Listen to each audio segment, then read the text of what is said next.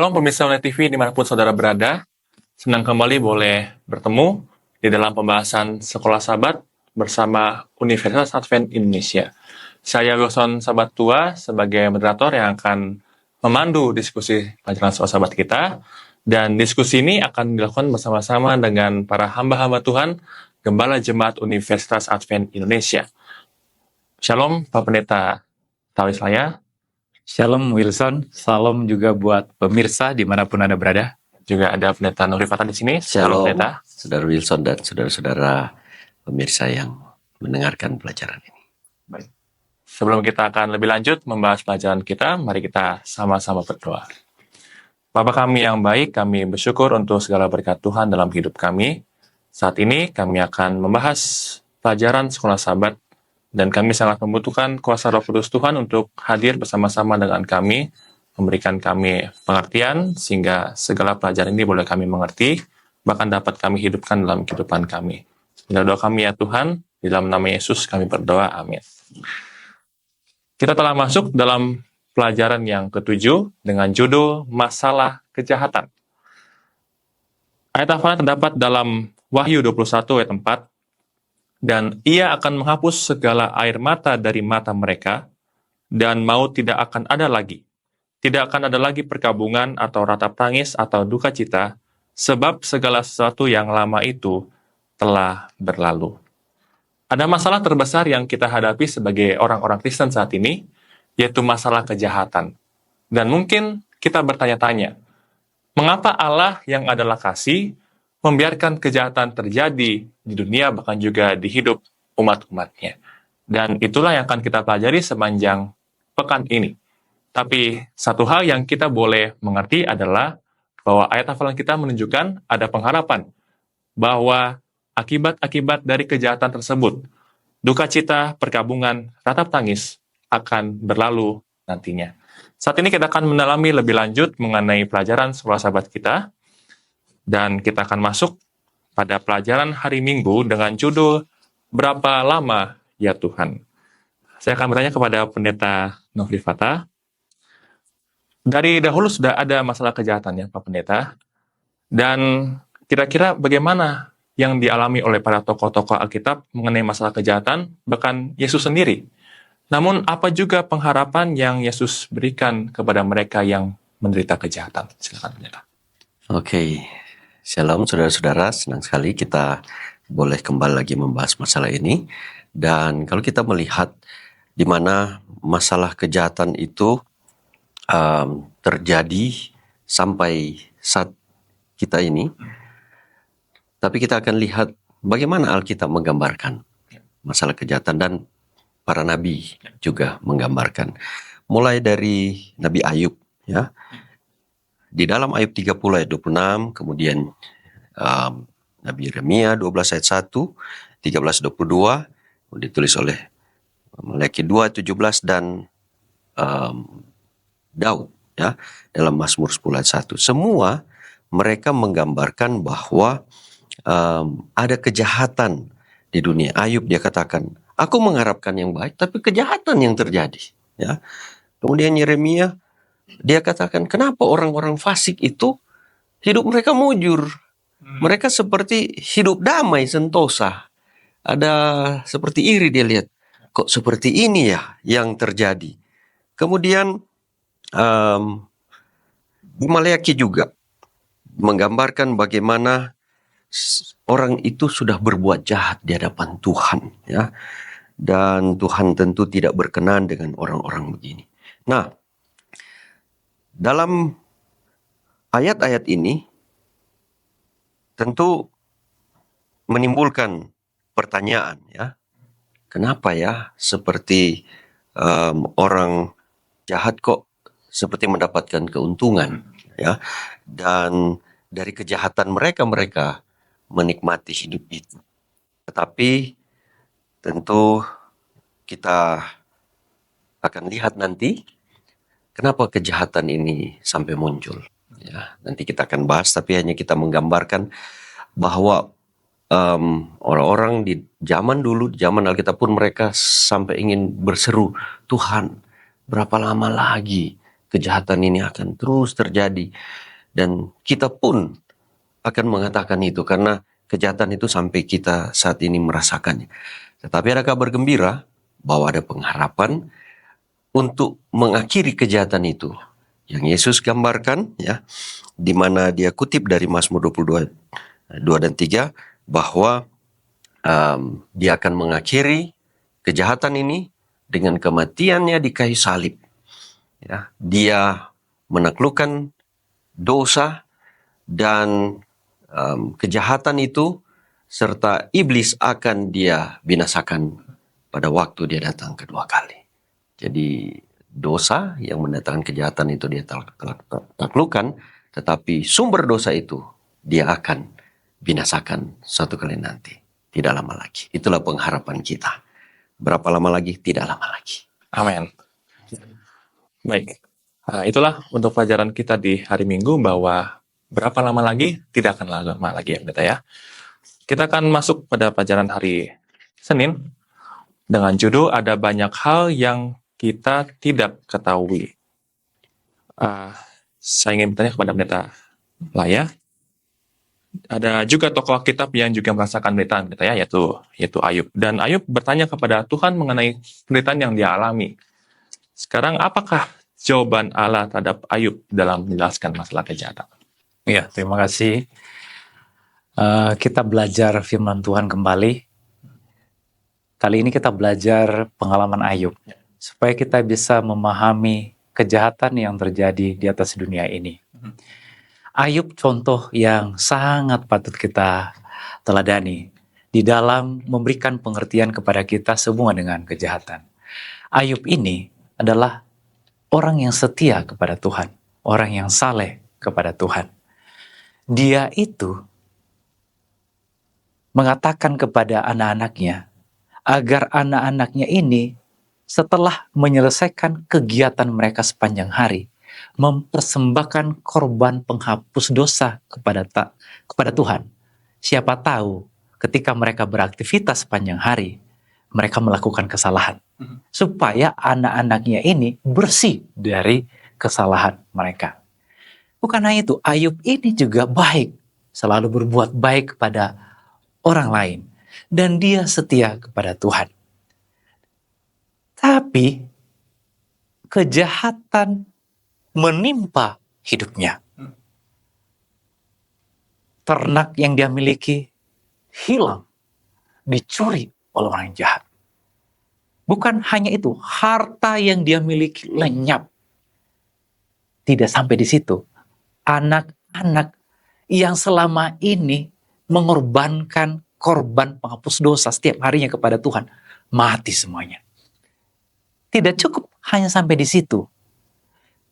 Ayub ditimpa oleh bara yang bau busuk dari kaki sampai ujung kepalanya. Sehingga dia bertanya, Tuhan, kenapa kejahatan, penderitaan ini terjadi di dalam hidupku? Nah, pertanyaan itu sama kan dengan kita sekarang ini.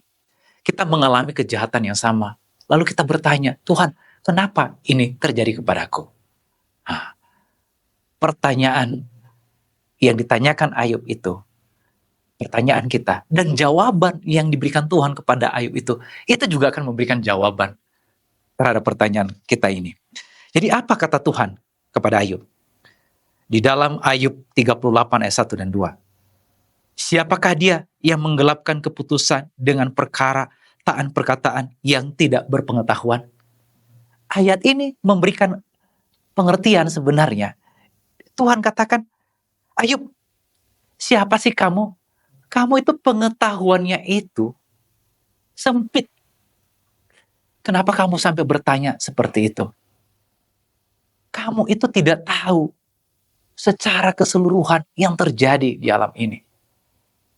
Jadi Tuhan mau katakan kepada Ayub, dalam situasi seperti itu, sebenarnya saya itu selalu bersama dengan kamu, berbuat baik, menolong kamu. Walaupun kamu menderita dalam situasi seperti itu, saya memberikan kekuatan kepadamu supaya kamu bisa memikul itu. kamu yang terbatas pengetahuannya tidak tahu itu. Tapi saya, Tuhan, Allahmu, berbuat yang terbaik kepadamu. Jadi bagi kita, kalau terjadi kejahatan, terjadi penderitaan di dalam kehidupan kita, percayalah bahwa Tuhan itu selalu memberikan kekuatan kepada kita untuk bisa melalui itu. Walaupun sekarang ini kita tidak bisa mendapatkan jawaban yang sempurna karena kita manusia yang berdosa terbatas pengetahuannya. Tapi percayalah, suatu saat nanti apabila kita setia kepadanya, maka Tuhan akan memberikan jawaban yang sempurna kepada kita tentang pertanyaan-pertanyaan yang kita ajukan sehubungan dengan kejahatan-kejahatan yang terjadi dalam kehidupan kita. Mudah-mudahan itu bisa memberikan pengertian kepada kita pada saat ini. Baik, terima kasih Pendeta. Jadi memang kita punya pengertian yang terbatas mengenai rencana Allah, bahkan juga untuk apa yang terjadi pada saat ini mengenai kejahatan yang ada di dunia ini. Nah, sekarang kita lihat dalam pelajaran hari Selasa dengan judul penganut teisme yang skeptis. Ya, saya kembali ke Pendeta Nofri Fatah. Jadi kita telah mengerti bahwa memang manusia tidak sepenuhnya tahu, mengerti tentang apa yang terjadi tentang masalah kejahatan. Sekarang bagaimana cara kita untuk menerima ketidakpahaman kita tentang kejahatan? Oke, baik. Ini kita perlu sadari semua sebagai manusia yang selalu ingin cari tahu hal-hal yang sebenarnya Tuhan tidak beritahu kepada kita. Akhirnya itulah yang membuat orang menjadi ateis. Ya, dia mempertanyakan kebijaksanaan Tuhan. Akhirnya dia tak dapat jawaban, akhirnya dia bilang, tidak ada Tuhan. Jadilah ateis. Nah, makanya Alkitab, di bagian Alkitab katakan, apa yang Tuhan beritahukan, itulah yang kita harus cari pahami. Apa yang Tuhan tidak beritahukan, tidak perlu kita harus mencari tahu sedalam-dalamnya sampai kita tidak percaya kepada Tuhan. Nah, pelajaran ini juga berbicara tentang teisme yang skeptis, ya, hampir sama. Tapi ini dari segi positifnya. Teisme ini adalah satu kepercayaan terhadap dewa atau kepada makhluk yang maha tinggi. Sedangkan skeptis adalah satu sikap keraguan-raguan terhadap sesuatu atau ketidakpercayaan terhadap sesuatu. Hal ini berbeda dengan ateis, di mana dalam hal teisme, ya, berarti dia percaya ada Allah yang maha tinggi. Kita yakini bahwa Tuhan punya rancangan yang indah, damai sejahtera. Rancangan di dalam Yesaya 55 ayat 89, rancangan Tuhan bukan rancangan kita. Jalan Tuhan bukan apa? Jalan kita. Karena seperti tingginya langit dan bumi, betapa jauhnya itu, begitulah tingginya apa? Jalan Tuhan dari jalan kita. Nah, sehubungan dengan teisme skeptis ini, bahwa kita boleh dapat memahami hal ini dengan kita percaya bahwa dengan Allah yang punya pengetahuan dan kemahakuasaan itu, kita yang tidak punya pengetahuan ini, bagaimana kita mau mempertanyakan Allah yang maha kuasa? Seperti Ayub barusan tadi dijelaskan, ya. Tuhan memberi contoh ketika Ayub bertanya, di mana kau waktu saya ciptakan langit dan bumi? Nah, kita saja sekarang ini contoh punya masalah pribadi, hampir-hampir stres, kita nggak bisa selesaikan ini masalah, terlalu banyak. Betul nggak? Sampai orang banyak bunuh diri. Karena aduh, masalahnya belum selesai, satu sudah datang, belum selesai, bertubi-tubi. Baru satu orang ngurus diri sendiri. Bagaimana Tuhan? Bayangkan Tuhan yang Allah semesta alam, begitu ruwet ini masalah di dunia ini. Jadi, kalau kita mempertanyakan tentang kejahatan ini, kemudian kita mempersalahkan Allah, ya.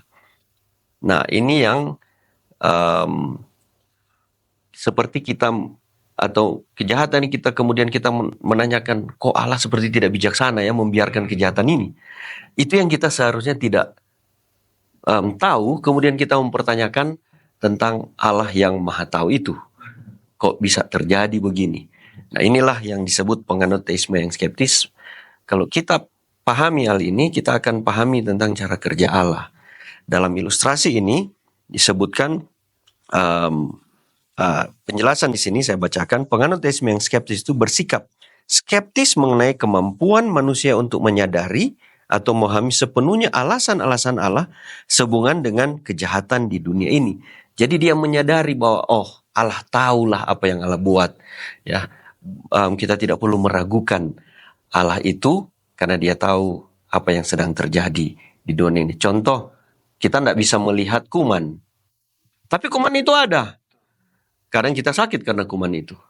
Tapi bukan berarti karena kita tidak lihat, kuman itu tidak ada. Begitu juga dengan apa yang terjadi di dunia ini. Kalau terjadi kejahatan, bukan berarti Allah tidak ada dan tidak tahu. Tidak punya kebijaksanaan untuk mengatasi kejahatan ini. Dia tahu.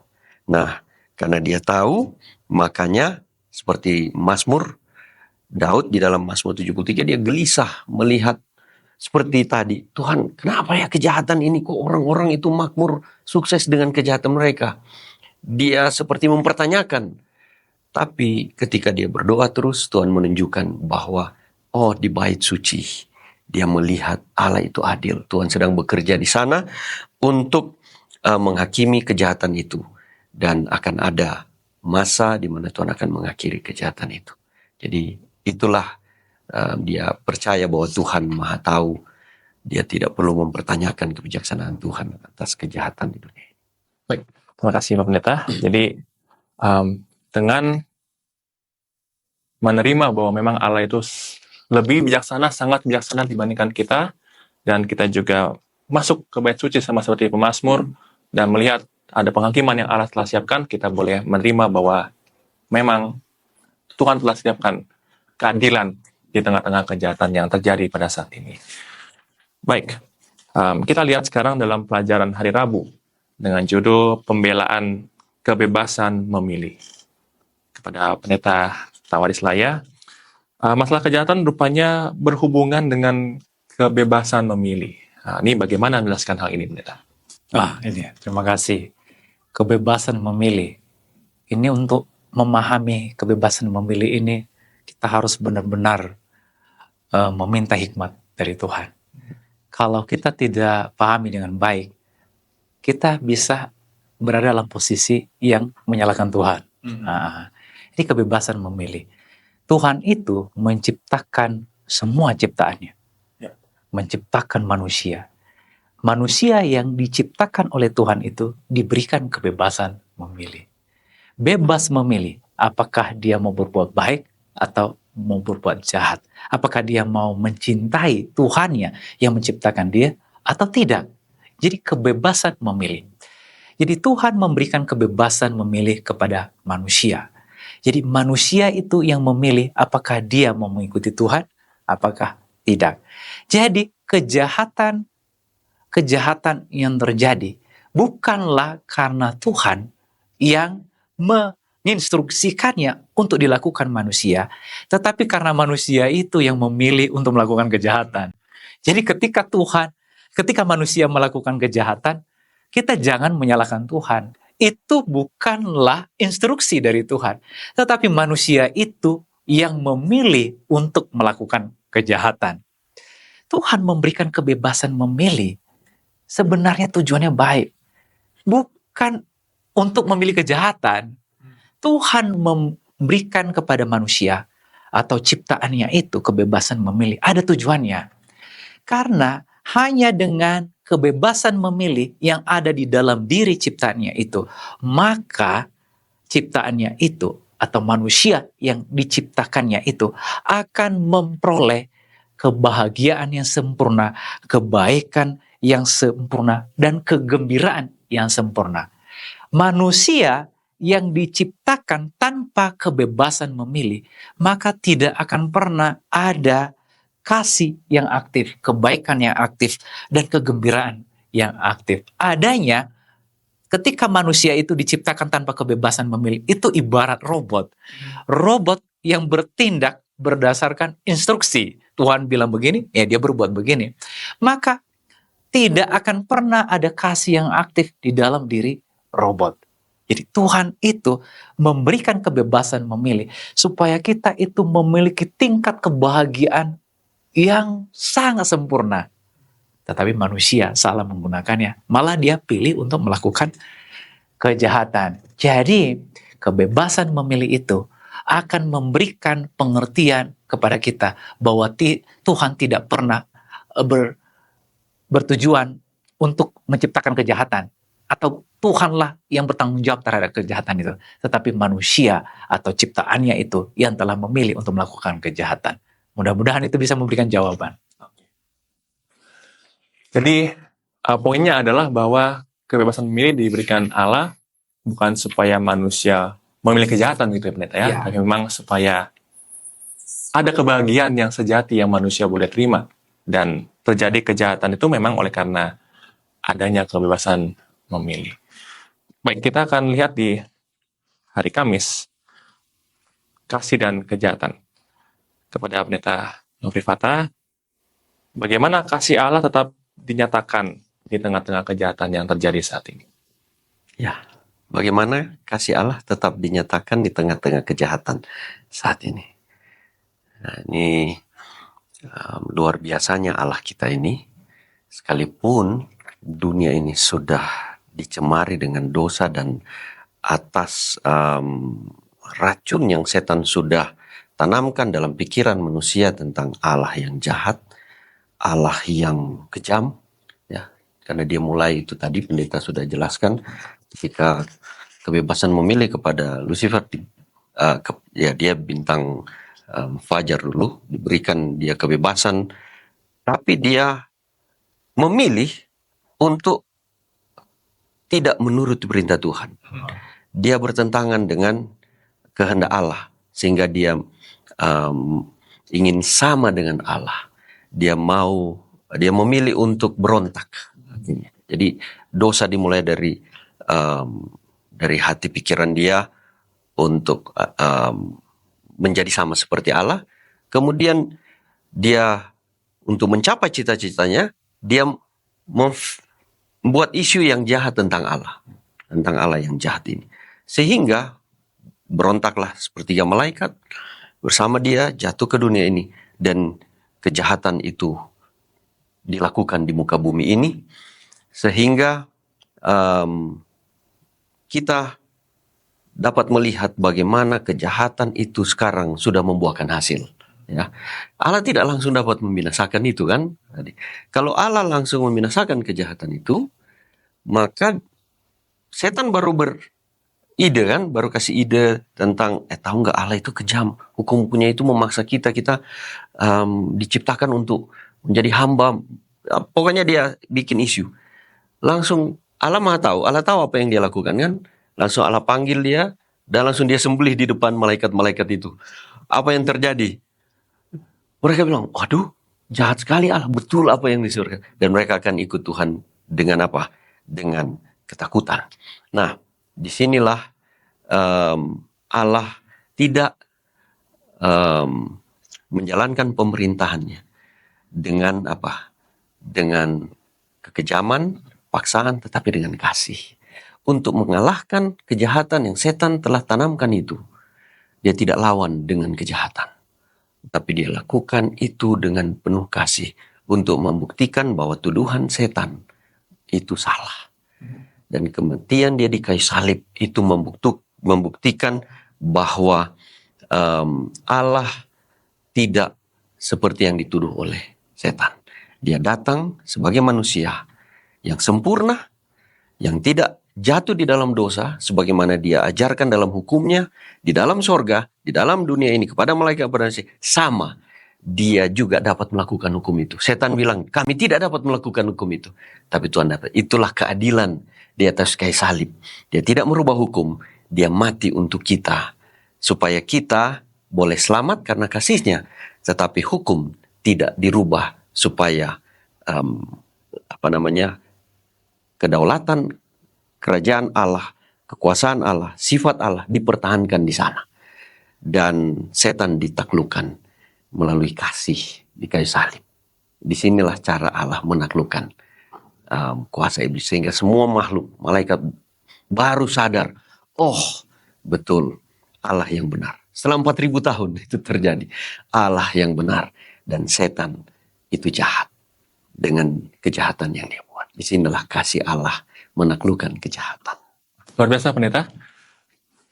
Terima kasih untuk keterangannya. Jadi dengan bahkan membiarkan dalam tanda kutip ya, kejahatan ada, itu mau menunjukkan bahwa memang Allah itu kasih, kan ketika dia menyerahkan Yesus untuk mati menggantikan kita yang harusnya dihukum, itu sangat betul-betul menunjukkan bahwa memang Allah itu sangat kasih, walaupun ada kejahatan yang terjadi di tengah-tengah kita saat ini. Nah sekarang kita akan merangkumkan apa yang kita pelajari sepanjang minggu ini, dan Pendeta Lauris Laya akan memberikan kesimpulannya. Silakan Pendeta. Iya, terima kasih. Masalah kejahatan. Jadi bukan hanya masalah kejahatan yang kita tahu, sumber kejahatan juga kita tahu, seperti yang dijelaskan oleh Pak Pendeta Fata tadi. Bahwa sumber kejahatan itu sebenarnya iblis dari sorga yang salah menggunakan kebebasan memilih yang diberikan Tuhan kepadanya. Dia memilih untuk melawan hukum Tuhan.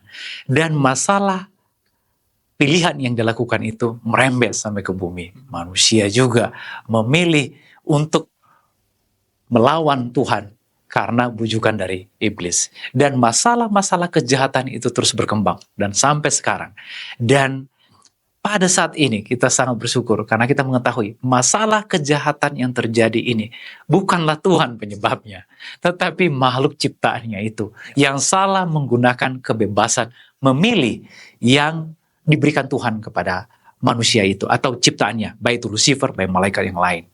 Tuhan itu memberikan kebebasan memilih, tujuannya baik, supaya kebahagiaan yang sempurna didapatkan oleh makhluk ciptaannya ini. Tetapi kebebasan itu malah salah digunakan. Dia memilih untuk melawan Tuhan, memilih untuk melakukan kejahatan, sehingga terjadilah penderitaan di dalam kehidupan kita. Tapi kita harus ingat, Tuhan itu kasih. Tuhan itu tidak akan pernah membiarkan kita. Dengan berbagai macam cara, Tuhan akan menyatakan kebaikannya itu. Dan kita selalu berada di dalam naungan tangan Tuhan, supaya kita bisa melalui kejahatan ini dan merasakan kebaikan Tuhan di dunia yang jatuh ke dalam dosa ini. Tuhan memberkati. Amin. Demikianlah pemirsa sekalian, akan diskusi pelajaran sekolah sahabat kita. Doa dan harapan kami agar pemirsa sekalian boleh terberkati dengan tayangan ini, bahkan semakin mengerti akan pelajaran sekolah sahabat. Untuk menutup akan diskusi pelajaran sekolah sahabat, kami mengundang Pendeta Novi Fata untuk memimpin kita dalam doa. Mari kita berdoa. Terima kasih Tuhan, kami dapat melihat kasih-Mu di tengah-tengah kejahatan, dosa di dunia yang ditimbulkan oleh kuasa jahat itu. Kami dapat melihat melalui pelajaran ini, Tuhan telah membuka pikiran kami, memberikan pencerahan betapa Allah sungguh amat baik. Engkau datang ke dunia ini, hidup, memberitahukan tentang kasih Allah dan menyampaikan kepada generasi melalui firman-Mu tentang kasih Allah. Bagaimana Allah kasih adanya dan Engkau ingin supaya kejahatan di dunia dapat diakhiri. Engkau menaklukkan iblis itu di kayu salib. Engkau menaklukkan dosa, kejahatan itu di kayu salib. Dan sumber kejahatan itu akan segera dibinasakan tidak lama lagi. Biarlah kami terus bergantung kepada Tuhan, berharap datang kepada Yesus di dalam setiap masalah kejahatan yang sering terjadi, ataupun mungkin kami berbuat jahat. Kami rindu bertobat agar kami dapat diselamatkan, kami memiliki kasih Allah, dan kami boleh menjadi anak-anak Tuhan yang mengasihi, yang memberitahukan tentang kasih Allah kepada dunia yang penuh kejahatan ini. Berkati kami Tuhan, agar dapat lebih memahami dan mengimplementasikan pelajaran yang dalam hidup kami tentang Allah yang kasih dan menghidupkan kasih Allah dalam hidup kami. Terima kasih Engkau sudah memberkati kami. Dalam nama Yesus kami berdoa. Amin. Amin.